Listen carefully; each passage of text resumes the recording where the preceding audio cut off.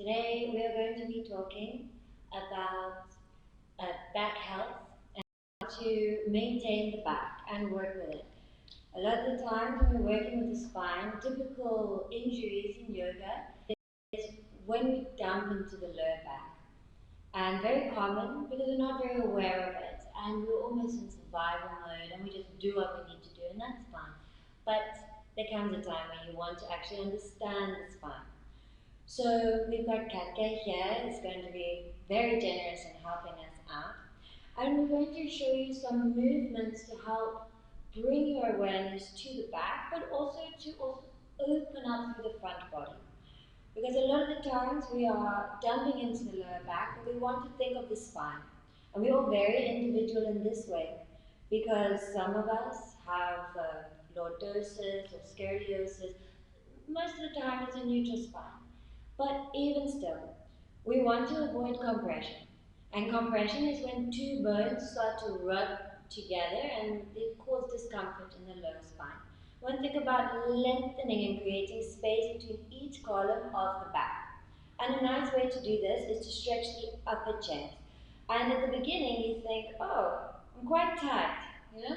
And then eventually, as you start to exercise it, it becomes a lot more open and you actually start to lift the ribs. Even more so, it's removing the toxins that get stuck in the ribs that causes viruses and illnesses you're trying to avoid.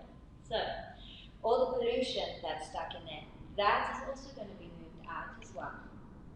So, start to come into your seated position. Notice if you are naturally a backbender, if you have a banana spine and you just naturally roll forward. I do it all the time. Does that happen? Katka's quite fit. She's already got her spine intact. Think about the sitting bones. Draw the lower back in. And then maybe use your hands, the back of the hands against the knees. Draw the back up by using the back of the hands. Lovely. So Katka's doing a really nice demonstration of pressing into the back of the hands. You want to feel the side body move, the ribs move in. Naturally, the middle chest will expand. So you want to pull it in. Maybe Uddiyana bun. So on the exhale, suck up and under. Uddiyana directly translates to flying upwards. Now holding that, relax the shoulders. Allow the sitting bones to move down, but without losing the connection. And if you have to learn, perfect. Now interlace your fingers. Turn the palms away, curl the belly back and draw the ears in line with the arms, pushing away from the hands. Scoop that belly in. And you want to press into the hands and think about moving the wrists back. As you inhale, lift the arms up to the sky.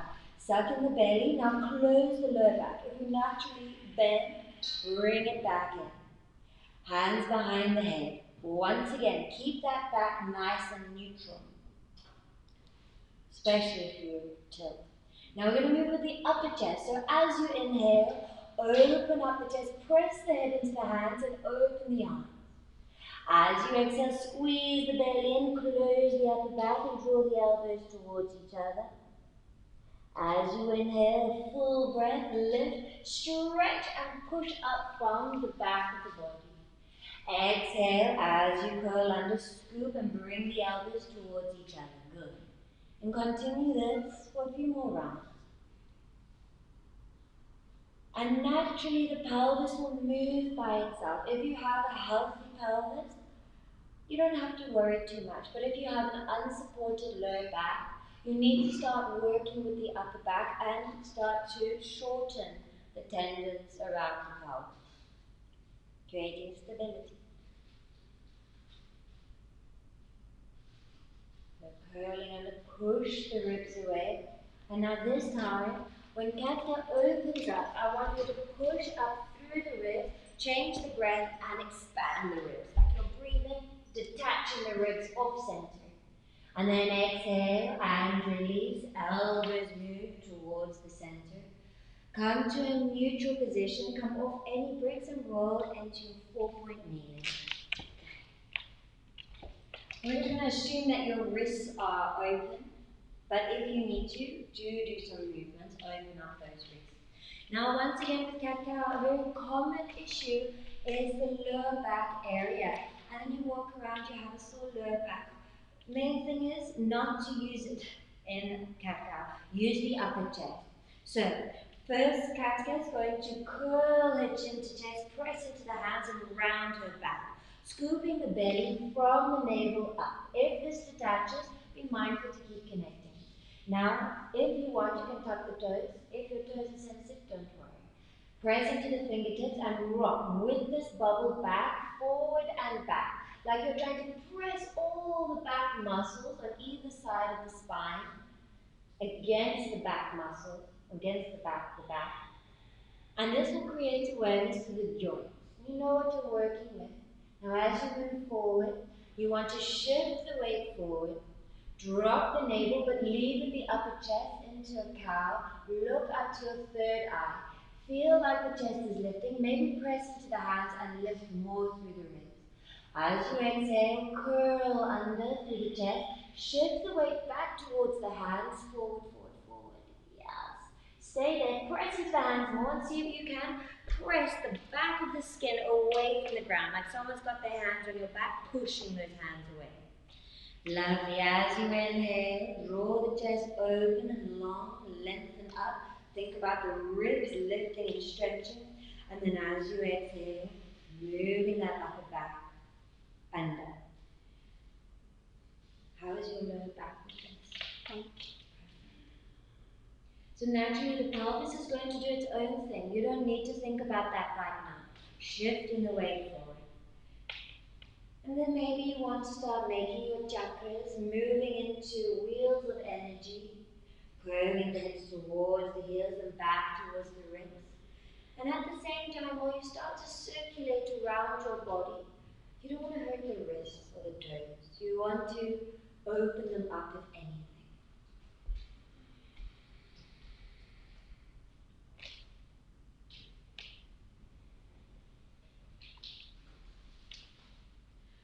Now when we're working with the back, we must also think of twisting, we must think of the hips. Not everything is going to work for everyone. So we're going to move to our center, coming to thread the needle. So left hand to the center of your mat. Start to just bring it there under your shoulder. Perfect. Press down into that hand. Now use the back of the right hand and lift that arm up to the sky. Still maintaining connection. Press from the back hand, lifting and opening up the ribs. Now your back is like divided in four, and we are working with this upper quarter. Now as you exhale, start to thread that arm under the left arm, coming onto the shoulder and the side of the head. Good. Aid yourself down best you can. Walk the left arm in front of you. Now if this is uncomfortable, how is your neck? Is it okay? Even for your shoulder, rather put a blanket under your head or a brick if your shoulder cannot be like this. Now start to draw the left hip away from the left arm. To activate the core, you can press down into the left hand.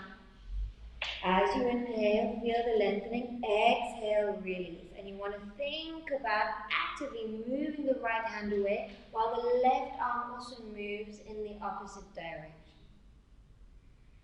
Scoop the belly in. And then maybe you can take the left hand behind the back and connect with the right thigh.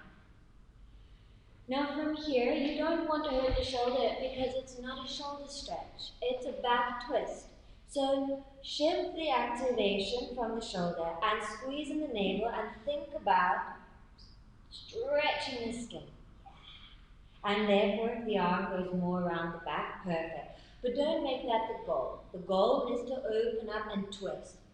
Like you're a dirty plug. You're the one that's twisting. You're the dirty plug. And then exhale, release that left hand. Good. Press back into a 4-point kneeling position. Close the spine. Breathe.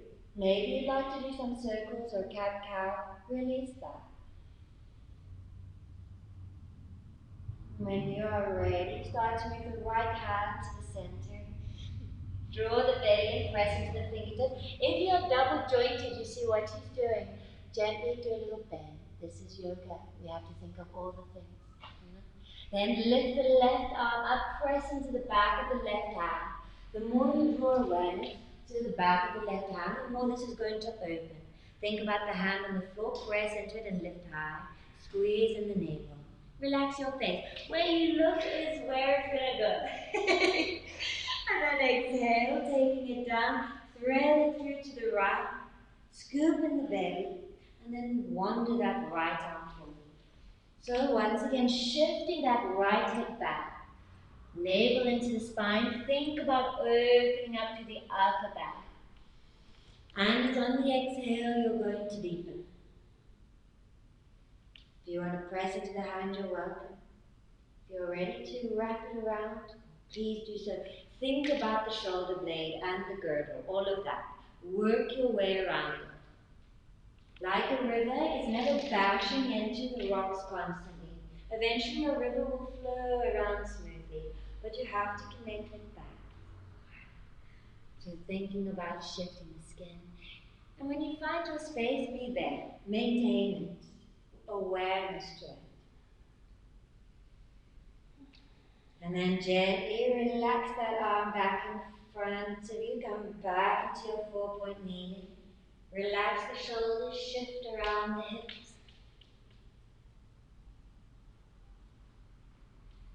And now we're going to come into our Anatasana, our heart melting stretch. This is not easy for everyone, so we'll do it in stages. First, come down into your forearms, drop the elbows. If you are very close in the back, do a cat-cow like that. As you inhale, drop, press into the hands. As you exhale, curl under and look to your knee. If you are ready, then start to lift the hips above the knees, walk the hands forward. Any shoulder problems, we're going to pop your head onto a book or a brick, whatever you have. And then you maintain like this. That is the discipline. Think about the 4 quarters of your back. We are breathing in the upper middle back, or the middle upper. And the way you breathe here is forward and down. Imagine there is an eye in the center of your chest, and you're going forward and down. If you have that space, you can start to take the head all the way down. Maybe you start to flatten the hands. And when you start to draw the chest forward and down, think about those ribs. They are moving. The ribs are doing the movement. The stomach moves in as well. And focus on the middle upper back. And every time you breathe, feel like you're breaking the shackles. You're letting go of all that holds you. If you have that extension, you can open the throat and look forward. Think about molding the stomach onto the thighs, making shapes with your body. It's quite fun. Yeah. And once again, try to detach the ribs as they move forward. So there should be no pain, maybe discomfort over here, but with the intention of moving forward. Be aware. And we fix our faults by awareness, not by will. So you can't force it. You have to go with your awareness and with your body pace. And maybe you want to stay there longer because you're enjoying the journey. You enjoy the discovery.